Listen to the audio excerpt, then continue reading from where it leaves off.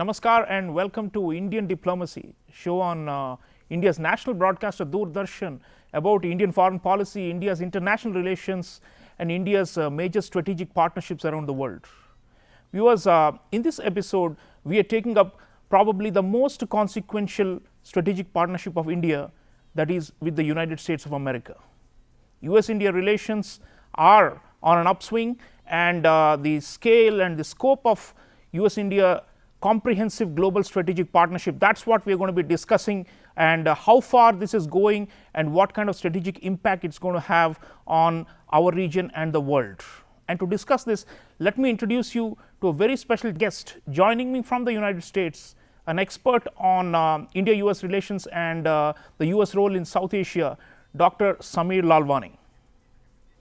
Dr. Lalwani is at the United States Institute of Peace think tank in the US, and he also has taught at the George Washington University. He was previously at the Stimson Center, another important think tank, and has a specialization in crisis and conflict situations in South Asia. Dr. Lalwani, welcome to Indian Diplomacy.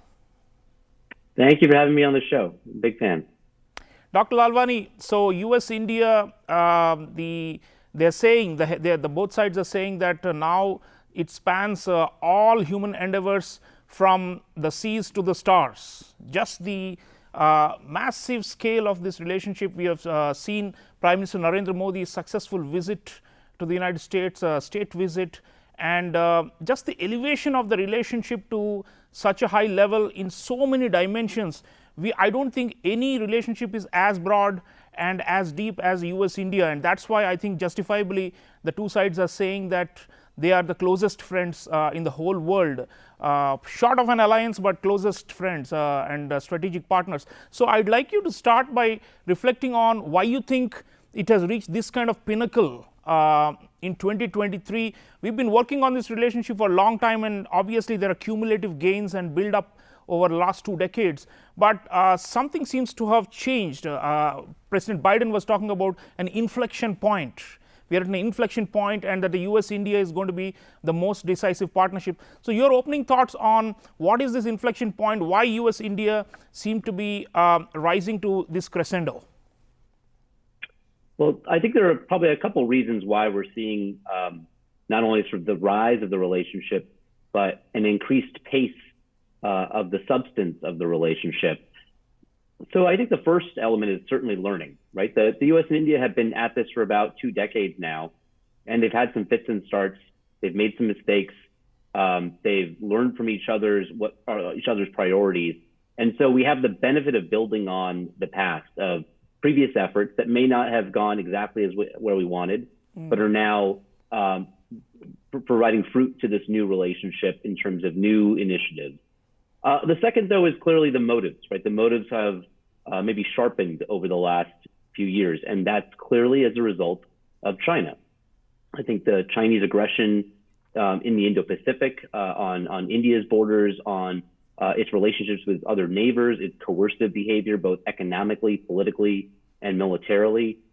This has drawn a lot of attention by the United States, of course, and India. And I think out of mutual interest to counter this kind of coercion and pressure, there's a natural drive to do more, to work harder, to work faster, and to have more substance to the relationship. So I think that motive is what's driving the political will to really push through some things that were challenged in the past, like a GE jet engine deal. But today, there's enough political capital and a little political motivation to make these things happen.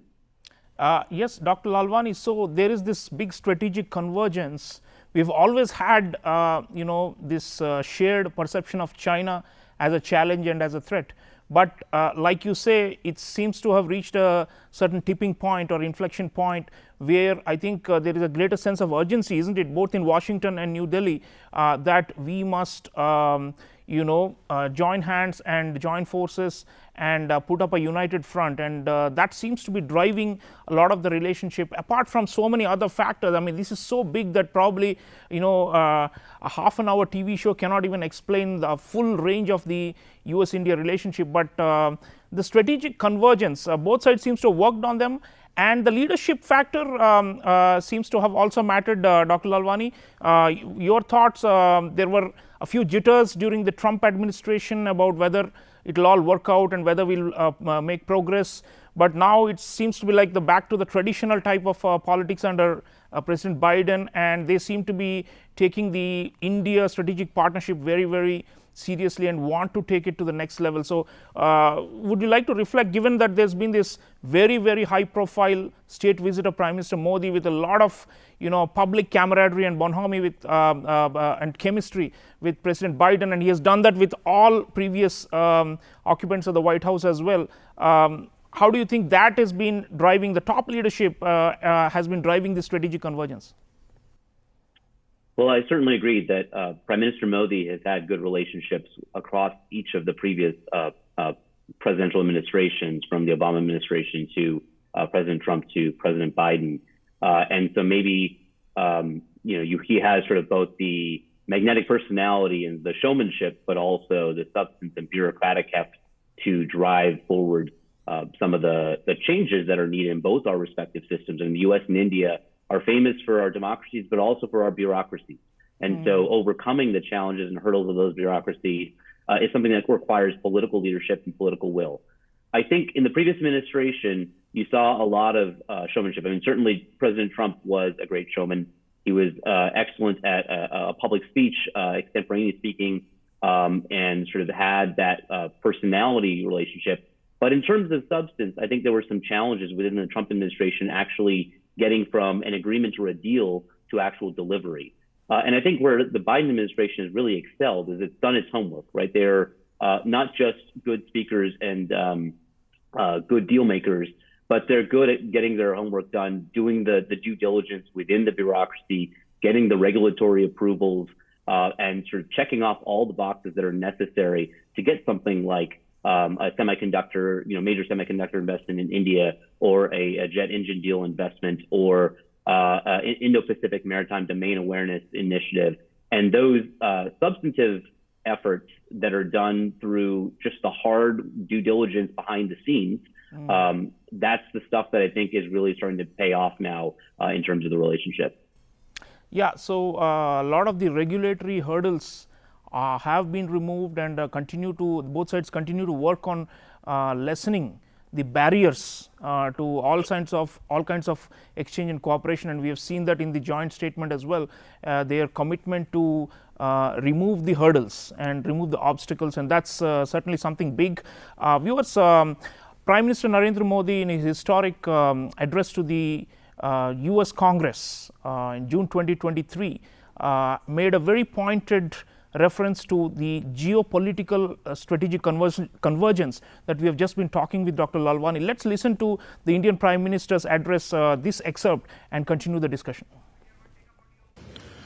The dark clouds of coercion and confrontation are casting their shadow in the Indo-Pacific.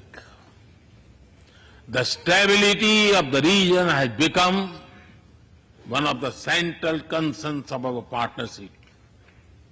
We share a vision of a free, open, and inclusive Indo-Pacific.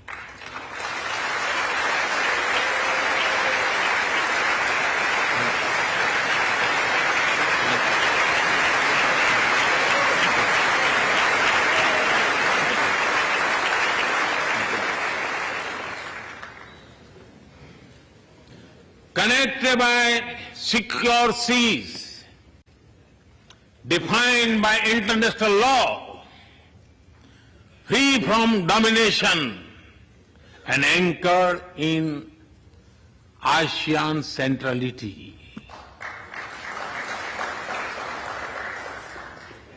A region where all nations, small and large, are free and fearless in their choices, where progress is not suffocated by an impossible burdens of debt.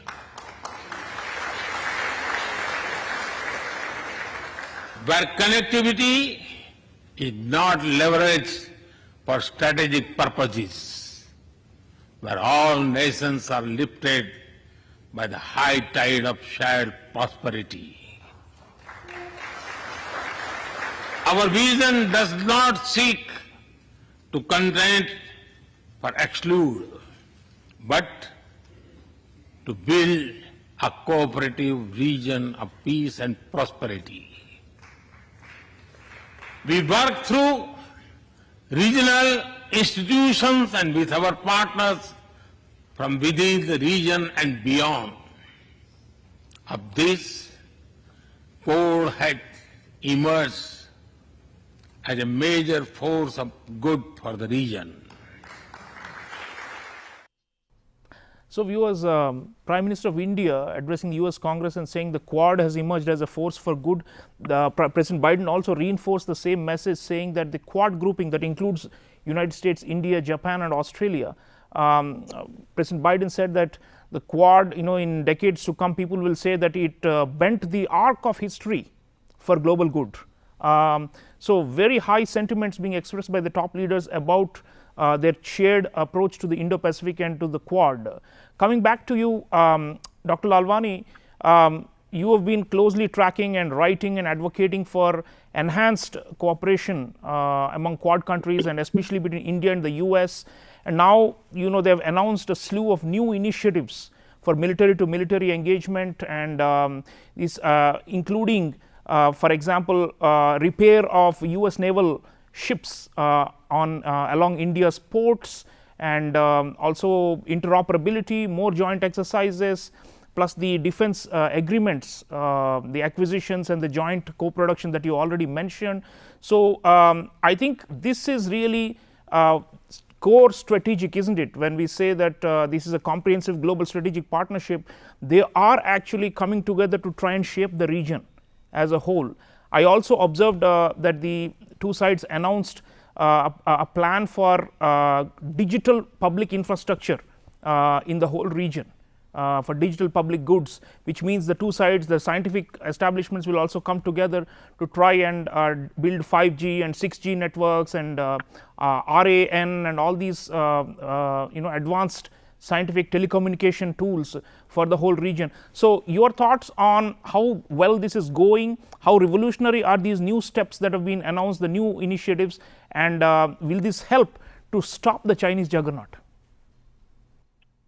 So you covered a lot of ground there, from science and technology to defense cooperation to digital public goods. So look, I think in general, what we have now is a really substantive plan and a really clear architecture for how to go about executing that plan.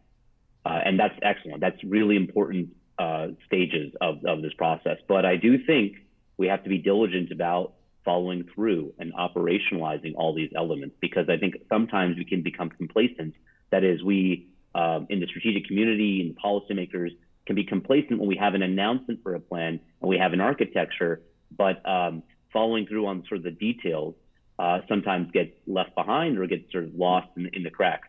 So in this case, I think what's really important is that we follow through on operationalizing all of these elements. It's great to have the Quad. It's great that we coordinate and that we have pooling of resources and public goods. But I also want to see the Quad have a deterrent effect. And for it to have a deterrent effect, we need to be routinely being able to operate with each other, and not just having the potential to operate with each other, not just sort of having the foundational agreements in place, whether it's for logistics or for intelligence sharing, but actually doing it day in and day out. Deterrence is a 365 day a year activity. And that's something that I think we will be proven by simply doing it over the course of time. When it comes to digital public infrastructure, I think that's another incredible effort that's being led by India, and the U.S. is backing India in this effort. This is India's to lead, especially in the global south and in Africa, and it's direct competition with China's digital Silk Road. But again, this is going to rest upon implementation, upon striking those deals with the nations in the global south to accept DPI as so this open architecture standard, and that they can use for financial technologies, for government services and distribution. And so that hard work of sort of implementation is now the task for both our countries and for institutions like the Quad. Absolutely. I mean, the proof of the pudding is in eating it, and Dr. Lalwani is saying that we need to see through all these grandiose plans and ideas that we have expressed in the joint statement and by the two leaders. So, a lot of groundwork will be needed all across the Indo-Pacific. Dr. Lalwani, talking of the Chinese, I mean, we have tracked the Chinese reactions to the latest India-US summit, and I've read Wang Yi, the former foreign minister and now a senior official in the Chinese Communist Party, publicly saying that the Americans are trying to use India as a bulwark or as a puppet against China, and that India must not lose its strategic autonomy, and that India can never even dream of replacing China in the global supply chains. Americans will never really help the Indians beyond a point. So that skeptical view, I mean, sometimes you hear that even here in Delhi, sometimes among some strategic elites who are still wary of the US. How would you respond to that? And do you think we have finally left these naysayers aside and are moving ahead with total confidence in the relationship India-US, or are there still, you would say, some hesitation? I mean, Prime Minister Modi was saying we have overcome the hesitation of history, but is that so? And are the systems on both sides really ready for this to basically neutralize the Chinese hopes that they can still keep India and the United States divided?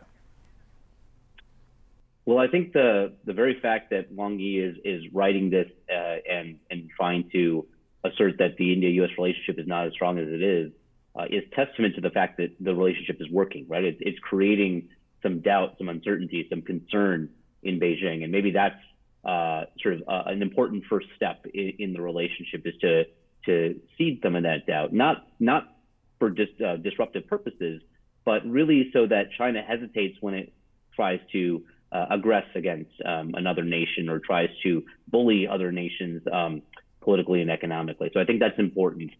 In terms of the sort of India's autonomy, I mean, you raised a good point. I do hear naysayers and doubters in New Delhi sometimes raising their voices that there's reason to be concerned. And I think, again, you have to trust the Indian government and its leadership. They've exercised their autonomy by choosing to collaborate with the United States, by choosing to collaborate with the Quad. And the US and the Quad are not making this a mutually exclusive proposition. India can still be the chairperson of the SCO, the Shanghai Cooperation Organization, can still be an active member in BRICS and lead the G20. Those are India's sort of multi-alignment is not a threat to, I think, the US and to the Quad membership. I think what those partners and those institutions care about is doing the things that we say that we're going to do, pooling those resources, whether it's intelligence or financing for development and infrastructure, or distributing public goods like vaccines or open RAN 5G networks, or doing the things that matter for security, like intelligence coordination and maritime domain awareness, and making sure that the seas are open and there's freedom of navigation and overflight. So those things to me are not mutually exclusive with India's desire to be multi-aligned. I think, for the last year plus, there's been a debate within Washington about India's relationship with Russia. And I think the truth is that the administration and the US government has come to terms with the fact that India is going to maintain a strong relationship with Russia for reasons that have to do with history, that have to do with supply chains and arms dependencies, and just a belief that India has sort of a different worldview with some regards when it comes to Russia. I think the United States can live with that. We're both strong enough countries to sort of accept that we have other friends. Yes. But I think the distinction is that if we're working together on a collaborative purpose for balancing power in Asia, for checking aggression and hegemony and coercion in the Indo-Pacific, then I think we can sublimate some of those other concerns. We can live with some differences, we can agree to disagree. In fact, friends and strategic partners often have disagreements, but that doesn't deter the broader convergence. Viewers, the point is now it's not only geopolitical and defense, there is one more leg to the US-India partnership, which is actually the most central and which is taking us to the next level, and this is the economic partnership, which of course is linked to national security as well. I'd like you to hear some top CEOs of American companies who met Prime Minister Modi and are committing to invest in critical and emerging technologies in India to build up India's capacities. Let's hear these American honchos and continue the discussion. India is a trusted partner, so I think whether it's Applied Materials or many companies around the world, they see the trust and also the tremendous talent that is there in India. And I just deeply believe this is India's time to shine. We will be announcing soon a new innovation center in India. With Applied Materials, we'll also bring global partners into this new innovation center. And this innovation center will really be focused on innovation in the equipment. And we have very high confidence that working together with India, we can create a tremendous success. Micron is a global leader in memory and storage, and we are a supplier to for memory and storage in all end markets, from data centers to smartphones to PCs, and today really fueling the AI engine as well. So we are excited about the opportunities that exist for the future of memory and storage. And again, congratulations to Prime Minister Modi on his excellent visit. I think there's a tremendous amount of potential for all three pillars of the sustainable energy future. The three pillars being sustainable energy generation through solar and wind primarily, and obviously India is great for solar, and the amount of land area you actually need to generate enough electricity to power India is very small. I believe it'd be probably 1 or 2% of the land area of India. So it's very doable. And then you need to pair that with stationary battery packs because the sun doesn't shine at night, and then you need electric vehicles, and then you have a sustainable energy future. And I think it will. The interesting thing people will find is that this is a lower cost way to go as well.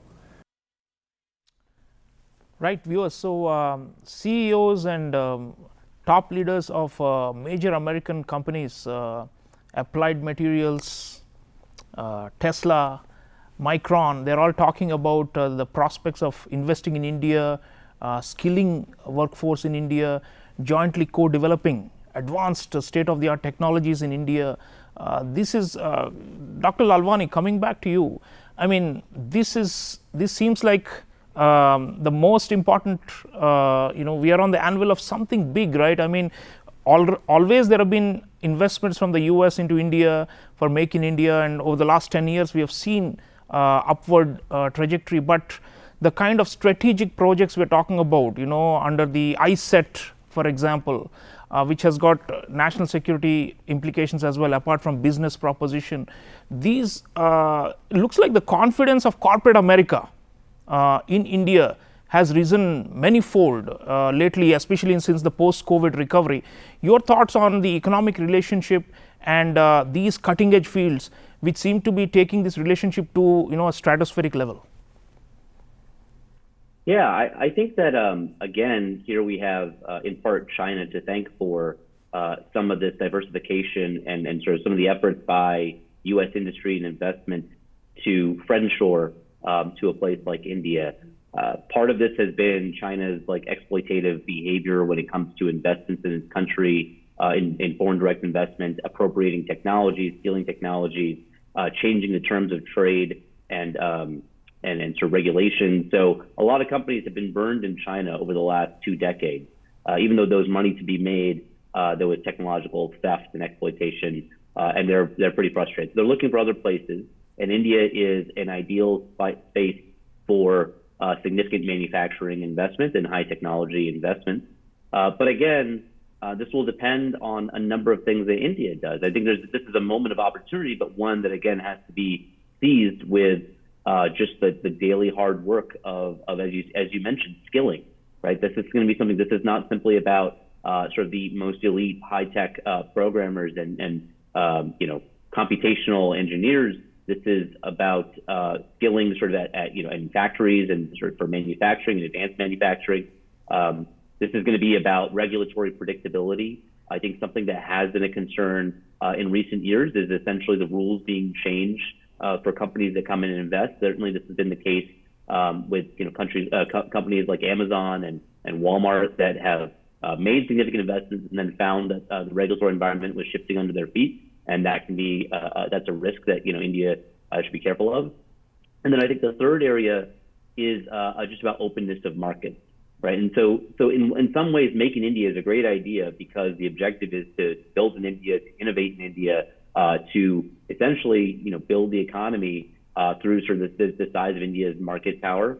But at the same time, going too far in that, where it's pure import substitution, will really limit the ability for India to capitalize on these investments. If you have to sort of source everything domestically when there are more competitive, prices elsewhere, where your big conglomerates are protected from competition and they can't actually compete on the international stage.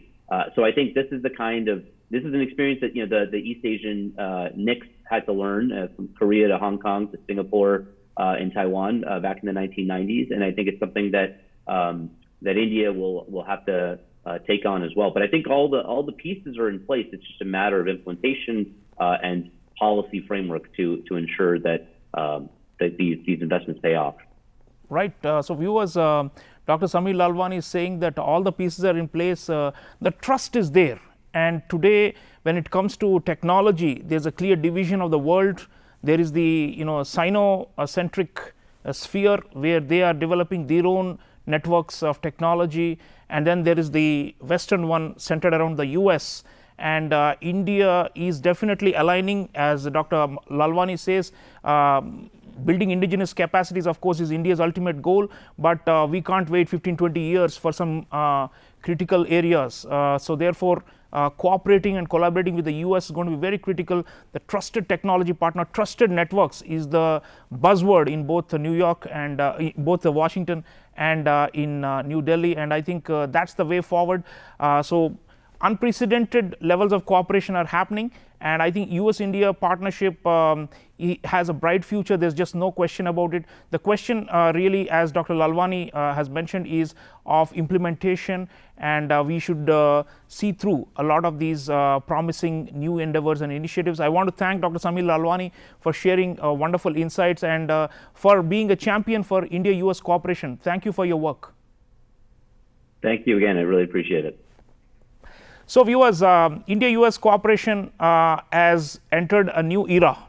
Prime Minister Narendra Modi has said that there is a new energy and a new direction to our comprehensive strategic global partnership.